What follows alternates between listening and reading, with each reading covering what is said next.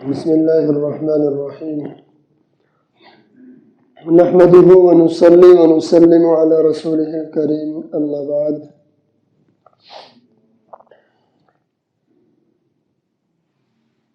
بسم الله الرحمن الرحيم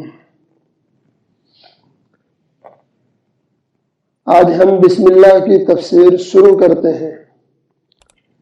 بسم اللہ یہ کلمہ 3 لفظوں سے مل کر بنا ہے، با اسم اور اللہ۔ بسم اللہ، اس میں ایک تو حرف با ہے، دوسرے اسم اور تیسرے اللہ۔ حرف با جو ہے یہ عربی زبان میں بہت سے معانی کے لیے استعمال ہوتا ہے، جن میں سے 3 معنی اس مقام کے مناسب ہیں۔ ان میں سے ہر ایک معنی اس جگہ مراد لیے جا سکتے ہیں۔ تو باقی 3 معنی کون کون سے ہیں؟ اول معنی مصاحبت کے ہیں، یعنی کسی چیز کا کسی چیز کے ساتھ متصل ہونا۔ دوسرے باقی معنی ہے استعانت اور مدد کے، یعنی کسی چیز سے مدد حاصل کرنا۔ اور تیسرے معنی ہے تبرک، یعنی کسی چیز سے برکت حاصل کرنا۔ اور اسم جو ہے اس میں لغوی اور علمی تفصیلات تو بہت ساری ہیں جن کا جاننا عام لوگوں کے لیے ضروری نہیں، بس اتنا سمجھ لینا کافی ہے کہ اردو میں اس کا ترجمہ نام سے کیا جاتا ہے، اور لفظ اللہ یہ اللہ تعالیٰ کے ناموں میں سب سے بڑا اور سب سے زیادہ جامع نام ہے۔ بعض علماء نے اسی کو اسم اعظم کہا ہے، اور یہ نام اللہ کے سوا کسی دوسرے کا نہیں ہو سکتا۔ تو لفظ اللہ یہ اللہ تعالیٰ کے ناموں میں سب سے بڑا اور سب سے زیادہ جامع نام ہے۔ بعض علماء نے اسی کو اسم اعظم کہا ہے، اور یہ نام اللہ کے سوا کسی دوسرے کا نہیں ہو سکتا، اس لیے اس لفظ کا تثنیہ اور جمع نہیں آتے، کیونکہ اللہ واحد ہے، اللہ ایک ہے، اس کا کوئی شریک نہیں۔ تو خلاصہ یہ ہے کہ اللہ نام ہے اس ذات واجب الوجود کا جو تمام صفات کمال کا جامع اور صفات ربوبیت کے ساتھ متصف، یکتا اور بے مثال ہے۔ اس لیے کلمہ بسم اللہ کے معنی حرف با کے تینوں معنی کی ترتیب سے بنتے ہیں۔ اول اللہ کے نام کے ساتھ، بسم اللہ یعنی اللہ کے نام کے ساتھ۔ دوسرے معنی اللہ کے نام کی مدد سے، اور تیسرے معنی ہے اللہ کے نام کی برکت سے۔ لیکن تینوں صورتوں میں ظاہر ہے کہ یہ کلام نامکمل ہے جب تک اس کام کا ذکر نہ کیا جائے جو اللہ کے نام کے ساتھ یا اللہ کے نام کی برکت سے کرنا مقصود ہے، جب تک بات نامکمل ہے۔ اس لیے نحوی قاعدے کے مطابق یہاں کوئی فعل مناسب مقام محذوف ہو، یعنی چھپا ہوا ہوتا ہے۔ مثلا شروع کرتا ہوں اللہ کے نام سے، یا پڑھتا ہوں اللہ کے نام کے ساتھ۔ اور مناسب یہ ہے کہ یہ فعل بھی جو محذوف یعنی چھپا ہوا پوشیدہ مانا جائے، بعد میں پوشیدہ مانا جائے، تاکہ حقیقتاً شروع اللہ کے نام سے ہی ہو سکے۔ وہ فعل بھی اللہ کے نام سے پہلے نہ آئے۔ صرف حرف با کا اللہ کے نام سے پہلے آنا عربی زبان کے لحاظ سے ضروری اور ناگزیر ہے۔ اس میں بھی مصحف عثمانی میں باجماع صحابہ یہ رعایت رکھی گئی ہے کہ حرف با کو رسم الخط کے قاعدے سے الف کے ساتھ ملا کر لکھنا چاہیے تھا، اور لفظ اسم الگ، جس کی صورت یہ ہوتی ہے کہ با الف یہ ایک جگہ اور آگے اسم سین میم وہ الگ ہوتے ہیں۔ لیکن مصحف عثمانی حضرت عثمان غنی رضی اللہ تعالیٰ عنہ نے جو قرآن کریم لکھوایا تھا اسی کو مصحف عثمانی کہا جاتا ہے۔ تو مصحف عثمانی کے رسم الخط میں حرف حمزہ کو حذف کر کے حرف با کو سین کے ساتھ ملا کر صورتاً اسم کا جز بنا دیا تاکہ شروع اسم اللہ سے ہو جائے۔ یہی وجہ ہے کہ اس کے علاوہ دوسری جگہوں میں یہ حرف یعنی الف حذف نہیں کیا جاتا، جیسے اقرأ بسم ربک الذی میں وہاں الف لکھا جاتا ہے، مگر بسم اللہ میں با کے ساتھ الف کو نہیں لکھا جاتا، بلکہ وہاں الف کو ختم کر کے با کو اسم کے ساتھ ملا کر کے لکھا گیا ہے۔ تو یہ تو بات ہوئی بسم اللہ کی۔ آگے ہے الرحمن الرحیم، یہ دونوں اللہ تعالیٰ کی صفات ہیں۔ رحمان کے معنی ہے عام الرحمت اور رحیم کے معنی ہے تام الرحمت۔ عام الرحمت کا مطلب یہ ہے کہ وہ ذات جس کی رحمت سارے عالم اور ساری کائنات اور جو کچھ اب تک پیدا ہوا ہے اور جو کچھ ہوگا سب پر حاوی اور شامل ہو، اور تام الرحمت کا مطلب یہ ہے کہ اس کی رحمت کامل اور مکمل ہو۔ تو رحمان کے معنی ہوئے کہ اللہ کی رحمت سارے عالم اور ساری کائنات جو کچھ پیدا ہوا ہے اور جو کچھ ہوگا سب کو اس کی رحمت پہنچتی ہے، تو رحمان کا تقاضا یہ ہے اور یہ اس کے معنی ہے۔ اور رحیم کے معنی تام الرحمت یعنی اللہ کی رحمت کامل اور مکمل ہو۔ یہی وجہ ہے کہ لفظ رحمان اللہ جل شانہ کی ذات کے ساتھ مخصوص ہے، کسی مخلوق کو رحمان کہنا جائز نہیں۔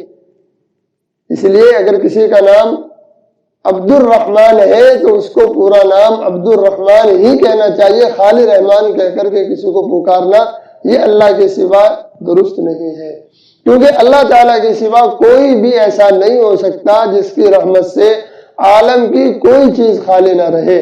ایسی ذات صرف اللہ ہی کی ہے کہ ہر چیز کو اس کی رحمت پہنچ رہی ہے۔ اسی لیے جس طرح لفظ اللہ کا جمع اور تثنیہ نہیں آتا، رحمان کا بھی جمع اور تثنیہ نہیں آتا، کیونکہ وہ ایک ہی ذات پاک کے ساتھ مخصوص ہے، دوسرے اور تیسرے کا وہاں احتمال ہی نہیں، بخلاف لفظ رحیم کے کہ اس کے معنی میں کوئی ایسی چیز نہیں جس کا پایا جانا مخلوق میں ناممکن ہو، کیونکہ یہ ہو سکتا ہے کہ کوئی شخص کسی شخص سے پوری رحمت کا معاملہ کرے، اس لیے رحیم تو اللہ کے علاوہ دوسرے کو کہا جا سکتا ہے، رحمان اللہ کے علاوہ کسی اور کو نہیں کہا جا سکتا۔ اس لیے قرآن کریم میں بھی حضور اکرم صلی اللہ علیہ وسلم کے لیے لفظ استعمال ہوا ہے بالمؤمنین رؤوف الرحیم۔ یہ سورہ توبہ کی آخری آیات ہے، لقد جاءکم رسول من انفسکم عزیز علیہ ما عنتم حریص علیکم بالمؤمنین رؤوف الرحیم۔ تو اللہ کے نبی صلی اللہ علیہ وسلم کو بھی اللہ تعالیٰ نے رحیم کہا ہے۔ تو اس سے یہ مسئلہ جو میں نے ابھی بتایا یہ معلوم ہو گیا کہ آج کل عبد الرحمن یا فضل الرحمن وغیرہ ناموں کی تخفیف کر کے جو خالی رحمان کہتے ہیں اس شخص کو اس لفظ سے خطاب کرتے ہیں، یہ ناجائز اور گناہ ہے۔ بسم اللہ میں اللہ تعالیٰ کے اسماء حسنہ اور صفات کمال میں سے صرف دو صفاتیں ذکر کی گئی، رحمان اور رحیم، اور وہ دونوں لفظ رحمت سے مشتق ہیں اور وسعت رحمت اور کمال رحمت پر دلالت کرنے والے ہیں۔ اس میں اشارہ ہے اس بات کی طرف کہ تخلیق عالم اور آسمان و زمین اور تمام کائنات کے پیدا کرنے اور ان کو پالنے وغیرہ کا منشا اللہ تعالیٰ کی صفت رحمت ہے۔ نہ اس کو ان چیزوں کی خود کوئی ضرورت تھی، نہ کوئی دوسرا ان چیزوں کے پیدا کرنے پر اس کو مجبور کرنے والا تھا، صرف اس کی رحمت کے تقاضے سے یہ ساری چیزیں اور ان کی پرورش کے سارے انتظامات وجود میں آئے ہیں۔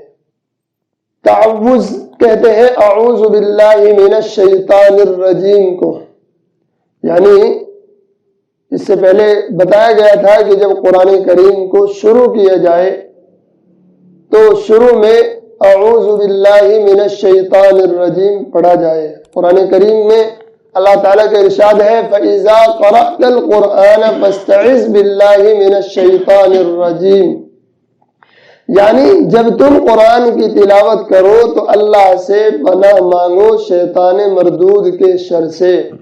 قرأت قرآن سے پہلے تعوذ پڑھنا باجماع امت سنت ہے، خواہ تلاوت نماز کے اندر ہو یا خارج نماز، یعنی نماز میں تلاوت کر رہے ہوں یا نماز سے باہر، تعوذ پڑھنا تلاوت قرآن کے ساتھ مخصوص ہے، یعنی اعوذ باللہ من الشیطان الرجیم یہ قرآن کریم کی تلاوت کے ساتھ ہی خاص ہے، کسی اور کام کے شروع میں اعوذ باللہ من الشیطان الرجیم نہیں پڑھی جاتی۔ جب قرآن شریف کی تلاوت کی جائے اس وقت اعوذ باللہ اور بسم اللہ دونوں پڑھی جائیں۔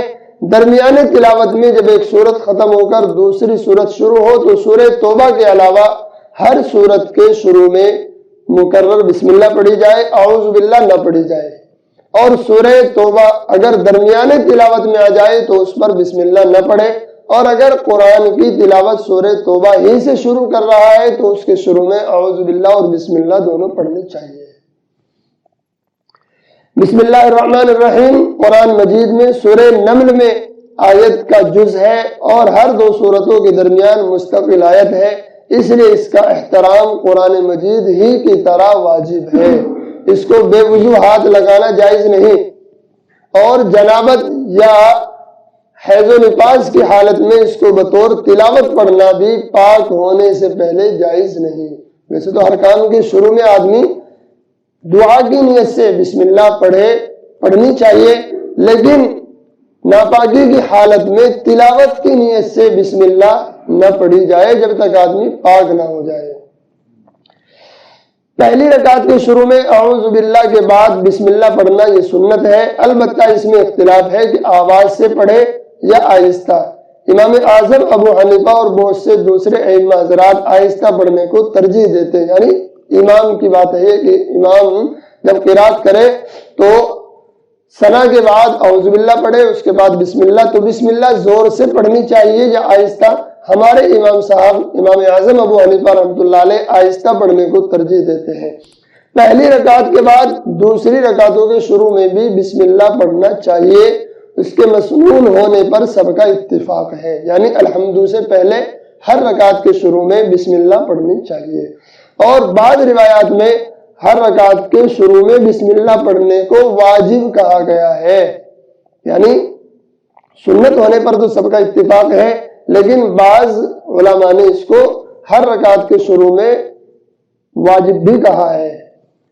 نماز میں سورہ فاتحہ کے بعد سورت شروع کرنے سے پہلے بسم اللہ نہیں پڑھنی چاہیے، خواہ جہری نماز ہو یا سری نماز ہو، یعنی جو نماز زور سے جن میں قرات کی جاتی ہے وہ نماز ہو، مغرب عشاء اور فجر، یا سری یعنی ظہر اور عصر کی نماز جن میں آہستہ قرات کی جاتی ہے، یا اس کے علاوہ جمعہ اور عیدین کی نماز ہو۔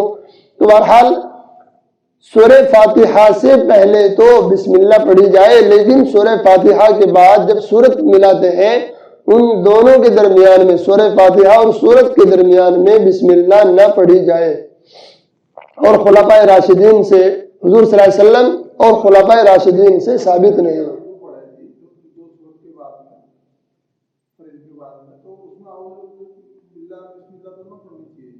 کب؟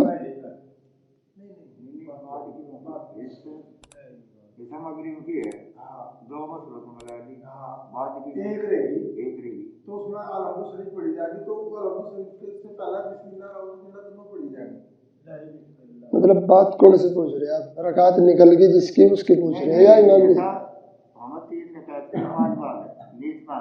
جماعت نہ ملی ہمیں، جماعت نہیں ملی، اکیلے پڑھ رہے ہیں اور دو صورت ہیں، اس کے بعد ایک صرف الحمدللہ پڑھی جائے گی، تو اس سے پہلا بسم اللہ اعوذ باللہ دونوں پڑھی جائیں گی۔ میں نے یہ جو بتایا ابھی کہ پہلی رکعت میں جیسے نماز شروع کرتے ہیں ثنا پڑھتے ہیں تو ثنا کے بعد اعوذ باللہ اور بسم اللہ دونوں پڑھی جائیں گی، اس کے بعد ہر رکعت کے شروع میں صرف الحمد سے پہلے بسم اللہ پڑھی جائے گی۔ ساریوں میں فرض ہو وتر ہو یا سنت ہو نفل ہو کوئی بھی نماز ہو، بسم اللہ الحمد سے پہلے ہر رکعت کے شروع میں۔ یہ بتایا نا میں نے کہ سنت ہونے پر تو سب کا اتفاق ہے، تمام علماء اس بات کو مانتے ہیں کہ بسم اللہ الحمد سے پہلے ہر رکعت کے شروع میں سنت ہے، لیکن بعض علماء نے واجب بھی کہا ہے، تو اس لیے الحمد سے پہلے ہر رکعت کے شروع میں بسم اللہ تو پڑھنی ہی چاہیے، لیکن الحمد کے بعد اور سورت کے بیچ، سورت سے پہلے یعنی الحمد اور سورت کے بیچ میں پڑھے یا نہ پڑھے اس کی بات میں بتا رہا ہوں۔ کہ الحمد اور سورت کے درمیان میں نہیں پڑھنی چاہیے، نبی کریم صلی اللہ علیہ وسلم اور خلفائے راشدین سے ثابت نہیں ہے۔ شرح منیہ میں اسی کو امام اعظم ابو حنیفہ اور امام ابو یوسف کا قول لکھا ہے، اور شرح منیہ در مختار برہان وغیرہ میں اسی کو ترجیح دی ہے، مگر امام محمد کا قول یہ ہے کہ سری نمازوں میں پڑھنا بہتر ہے۔ بعض روایات میں یہ قول امام ابو حنیفہ کی طرف بھی منسوب کیا گیا ہے، اور شامی بعض فقہا سے اسی کو انہوں نے ترجیح بھی نقل کی ہے۔ بہشتی زیور میں بھی اسی کو اختیار کیا گیا ہے، اور اس پر سب کا اتفاق ہے کہ کوئی پڑھ لے تو مکروہ نہیں ہے، یعنی الحمد اور سورت کے درمیان میں بسم اللہ پڑھنی نہیں چاہیے، لیکن اگر کسی نے پڑھ لی تو اس میں مکروہ بھی نہیں ہے، یعنی نماز میں کوئی فرق نہیں پڑے گا، لیکن ترجیح اسی بات کو دی ہے علماء نے کہ نہ پڑھا جائے، یعنی سورت الحمد اور اس کے بعد جو سورت پڑھتے ہیں ان کے درمیان میں بسم اللہ نہ پڑھی جائے۔ تو خلاصہ یہ نکلا کہ ہر رکعت کے شروع میں بسم اللہ تو الحمد سے پہلے پڑھی جائے گی، اور اعوذ باللہ صرف پہلی رکعت میں ثنا کے بعد پڑھی جائے گی، سمجھیے نا؟ اعوذ باللہ تو جب پہلی رکعت میں ثنا پڑھیں گے ہم سبحانک اللہم و بحمدک و تبارک اسمک و تعالی جدک و لا الہ غیرک، اس کے بعد قرات شروع کریں گے ہم تو اعوذ باللہ اور بسم اللہ دونوں پڑھی جائیں گے، اور پھر تیسری چوتھی یعنی دوسری تیسری چوتھی رکعت میں جب ہم کھڑے ہوں گے الحمد سے پہلے وہاں صرف بسم اللہ پڑھیں گے، اعوذ باللہ نہیں پڑھی جائیں گے۔ جی تو یہاں تک یہ مسائل اعوذ باللہ اور بسم اللہ کے بیان ہوئے ہیں، آگے سورہ فاتحہ کی تفسیر ہوگی انشاءاللہ۔ اللہ تعالی ہمیں عمل کی توفیق عطا فرمائے۔ سبحان اللہ و بحمدہ، سبحانک اللہم و بحمدک، ونشہد ان لا الہ الا انت، نستغفرک و نتوب الیک۔